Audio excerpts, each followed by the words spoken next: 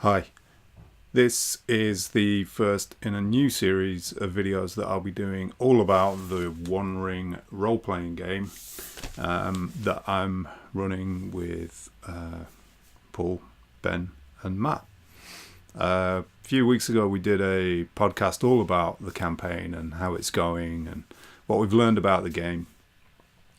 This series of videos is really a way for me to record what I've learned and share what I've learned, and to discuss some of the mechanics and the plot lines and interesting things that I'm discovering as I go. So the first thing for me to say is that I'm really enjoying running this campaign. I've not actually GM'd an entire campaign before. I've done bits of GMing for one-shots or games that take 2 or 3 sessions, but nothing as meaty as potentially a 30-year of game time campaign.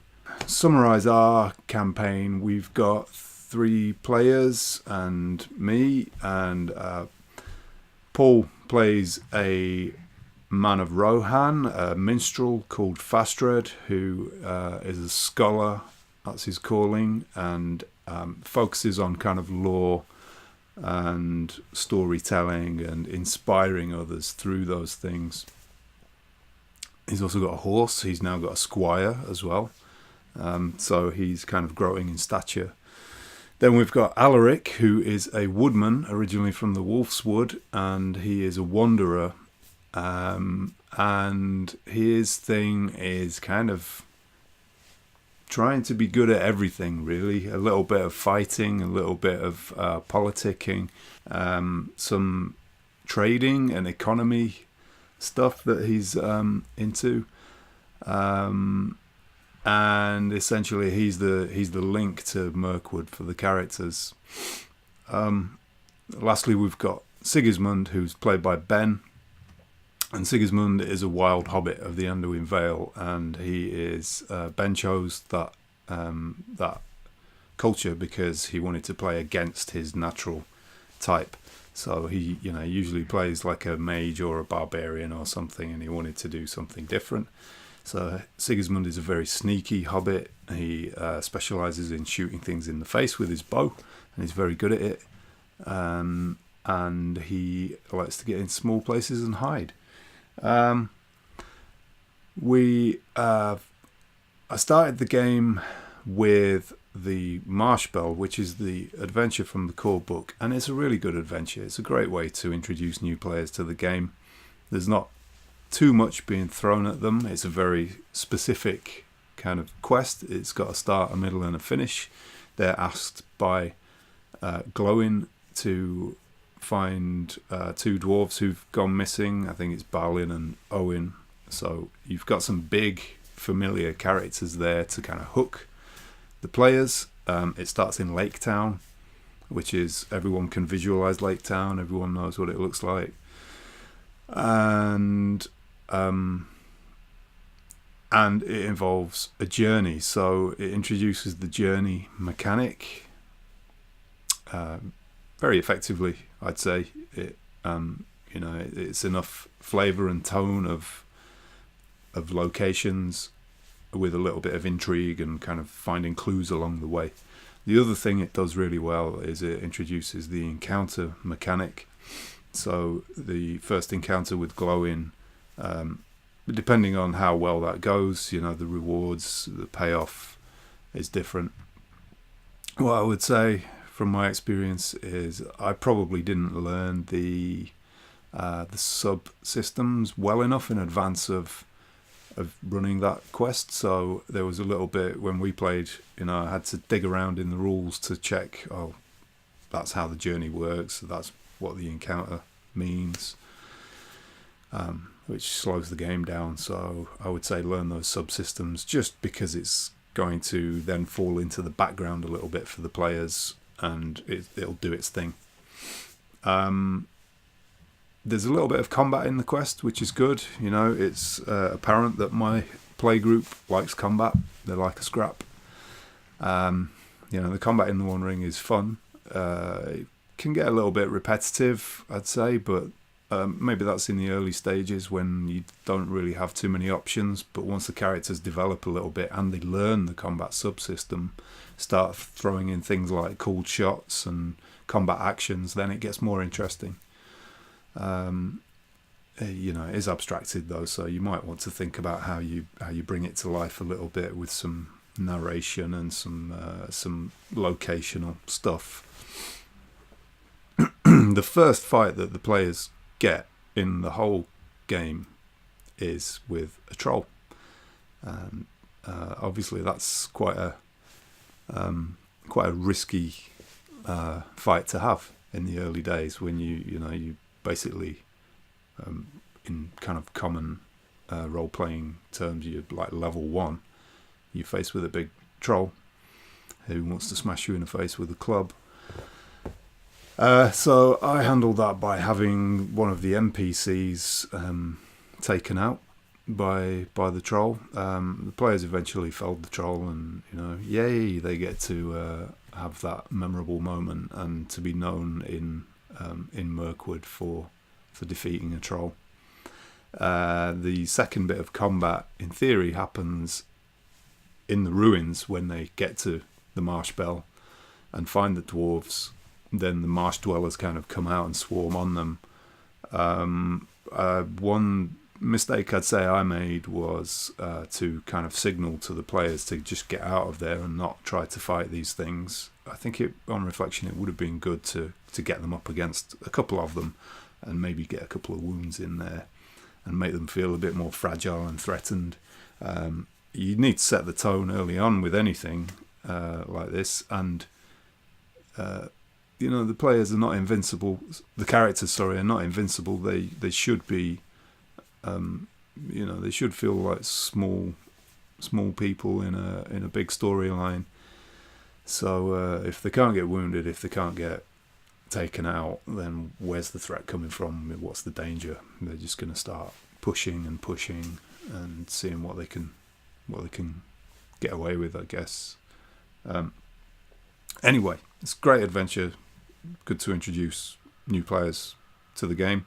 From there, I did a bit of research in how to get to Mirkwood, because we'd had a discussion as a group that we wanted to focus on Mirkwood, that it was an interesting place and that it hadn't really been fleshed out in the books in terms of like what's going on in Mirkwood in the intervening years between the Battle of the Five Armies and the War of the Ring. There's quite a lot to explore, not much written about the Woodmen, so fun to be had in Mirkwood. So obviously that's what you want to do. That's the book to get.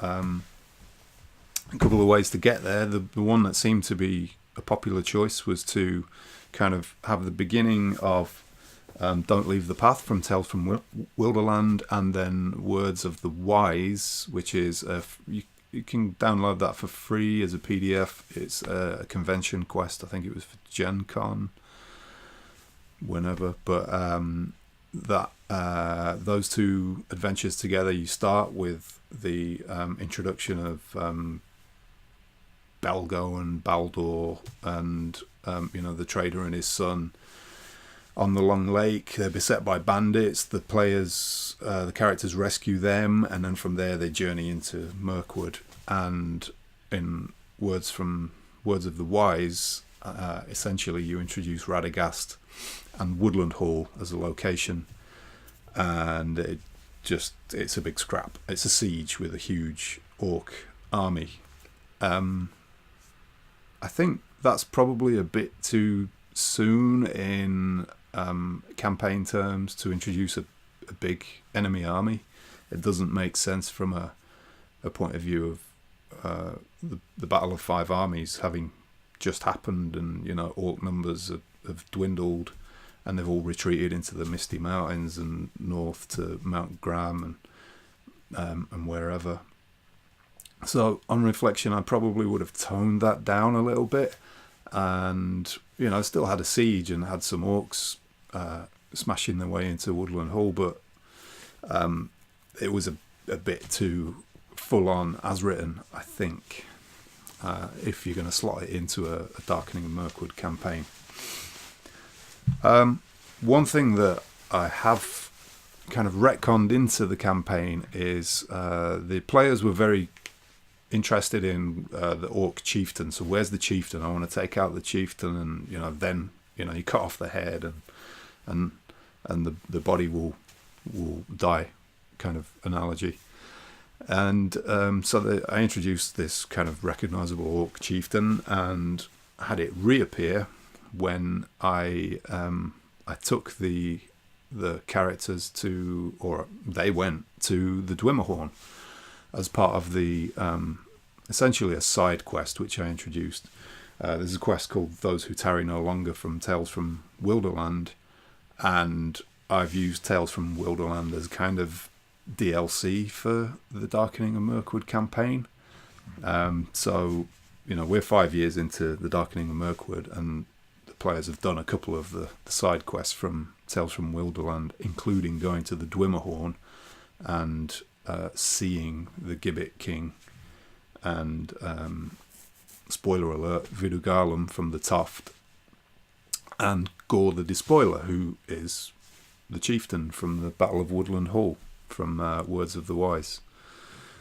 So there's quite a lot in there that you can seed from various books. You don't have to throw everything at them, I guess, like I've done a little bit. But essentially what I've done in the early stages of the campaign is start to seed some story ideas and see what they're interested in. So they've followed quite a few side quests. On that, I think I've probably allowed them to do a bit too much of that. So this is what I mean by this. Darkening of Mirkwood is quite a loose campaign frame. There's kind of, certainly in the early years of the campaign, there are around one adventure per year of game time. So you've got an adventuring phase, followed by a fellowship phase, end of year. Adventuring phase, fellowship phase, end of year. Repeat for 5 years. So I've thrown in a lot of side quests. I've thrown in, quite a lot of Tales from Wilderland and little bits that I've created.